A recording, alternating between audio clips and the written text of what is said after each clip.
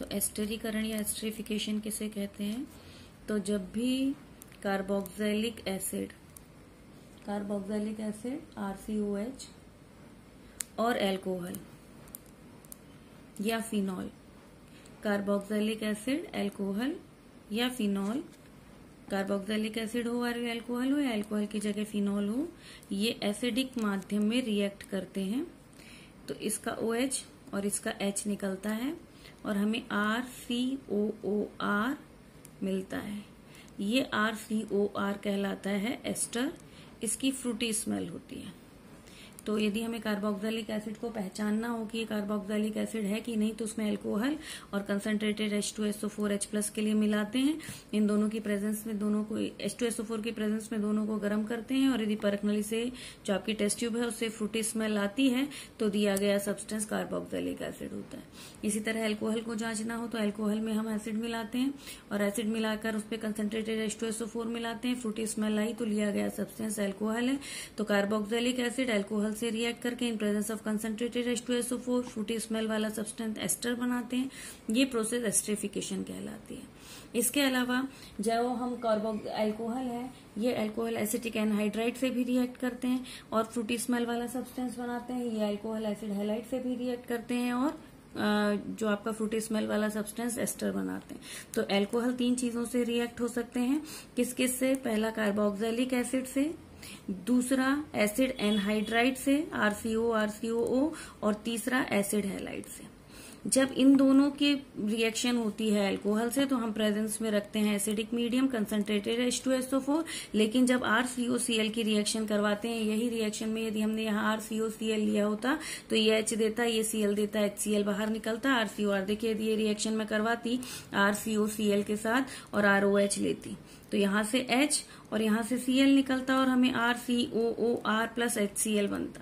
यहाँ पर ये रिएक्शन कंसंट्रेटेड H2SO4 की उपस्थिति में नहीं होती। ये रिएक्शन किसकी उपस्थिति में होती है? पिरिडीन की प्रेजेंस में होती है। तो पिरिडीन जो है ये बेसिक होता है, एसिड से रिएक्ट करके उसे बाहर कर देता है। इसमें भी जो H2O बनता है इसे जल्दी जल्दी हमें बाहर करना पड़ता है, नहीं तो रिएक्शन रिवर्सिएबल हो जाती है। तो कार्बोक्सिलिक एसिड अल्कोहल से in presence of concentrated H2SO4 react करके फ्रूटी स्मेल वाला सब्सटेंस बनाते हैं जिसे हम एस्टर कहते हैं और ये प्रोसेस क्या कहलाती है? एस्टरीफिकेशन। अब बात ये आती है कि एस्टरीफिकेशन की मैकेनिज्म क्या है। तो ये बहुत इंपॉर्टेंट रिएक्शन है, इसे आप बहुत अच्छे से देखेंगे और समझेंगे। और ये रिएक्शन मेनली आपको इस फॉर्म में याद होनी चाहिए। कार्बोक्सिलिक एसिड अल्कोहल से in presence of concentrated H2SO4 ester fruity smell वाला सब्सटेंस एस्टर बनाते हैं। अब इसका मैकेनिज्म देखिए और मैकेनिज्म जितने भी CBSE वाले स्टूडेंट्स हैं मैकेनिज्म को बहुत अच्छे से देखिएगा। इसकी मैकेनिज्म क्या है अब मैं आपको मैकेनिज्म बताती हूँ। तो सबसे पहले जो कार्बोक्सिलिक एसिड होते हैं, कार्बोक्सिलिक एसिड में मैंने यहाँ मेथिल एसिटिक एसिड ले लिया। ये क्या है? Acetic acid. एसिटिक एसिड जो H2SO4 से प्राप्त प्रोटॉन है, H2SO4 हमें सबसे पहले प्रोटॉन देगा, H2SO4 डिसोसिएट होगा H+ और HSO4- में। तो इससे जो प्रोटॉन मिलते हैं, यहाँ देखिए ऑक्सीजन पर लोन पेयर है। लोन पेयर होने के कारण ये हाइड्रोजन को जहां लोन पेयर मिलेंगे वो वहां जाकर जुड़ेगा। अब ये इस पर कोई चार्ज नहीं थे। जब पॉजिटिव पार्ट देखिए, पानी का कोई रंग नहीं होता, उसमें लाल मिलाएंगे तो लाल, नीला मिलाएंगे तो नीला। इसी तरह ये पूरा न्यूट्रल मॉलिक्यूल है। न्यूट्रल पर जब पॉजिटिव पार्ट आकर जुड़ेगा तो इस पर क्या आ जाएगा? पॉजिटिव आ जाएगा। यदि नेगेटिव आकर जुड़े तो नेगेटिव आएगा। अभी हमारा H+ जुड़ने आ रहा है तो ये बन जाएगा CH3C डबल बॉन्ड O। इसके लोन पेयर को लिया और इसको प्लस दे दिया और ये OH जैसे जुड़ा था वैसा ही जुड़ा है। ये फर्स्ट स्टेप हो गया कि कार्बोक्सिलिक एसिड का ऑक्सीजन लोन पेयर के कारण प्रोटॉन को एक्सेप्ट करता है और प्रोटोनेशन होने के कारण वो कैसा हो जाता है? अनस्टेबल पॉजिटिव आयन में चेंज हो जाता है। अब ऑक्सीजन एक तो इलेक्ट्रोनेगेटिव है और उस पर पॉजिटिव चार्ज आ गया है, तो ये पॉजिटिव चार्ज युक्त ऑक्सीजन अनस्टेबल होता है और सिग्मा और पाई, देखिए यहाँ भी सिग्मा बॉन्ड है, ये सिग्मा और पाई दोनों है। सिग्मा और पाई में पाई बॉन्ड वीक होते हैं तो ये इसके पाई बॉन्ड इलेक्ट्रॉन को अपनी ओर एक्सेप्ट करता है क्योंकि ऑक्सीजन कभी भी पॉजिटिव नहीं रह सकता।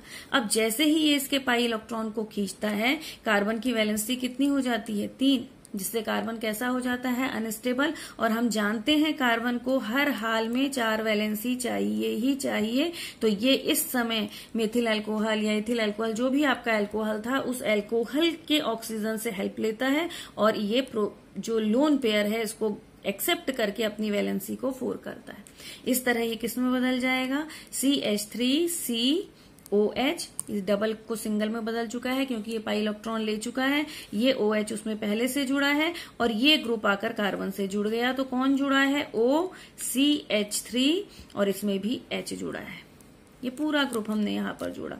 अब इससे ऑक्सीजन से लोन पेयर लिया जा चुका है। जैसे ही ऑक्सीजन से ये लोन पेयर लेगा, ऑक्सीजन यहाँ क्या हो जाएगा? पॉजिटिव।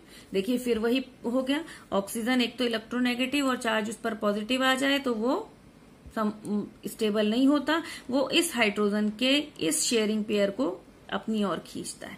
जैसे ही खींचेगा हाइड्रोजन किस में चेंज हो जाएगा? H+ में, और वो इस ऑक्सीजन के लोन पेयर से जाकर प्रोटॉन को ले लेता है।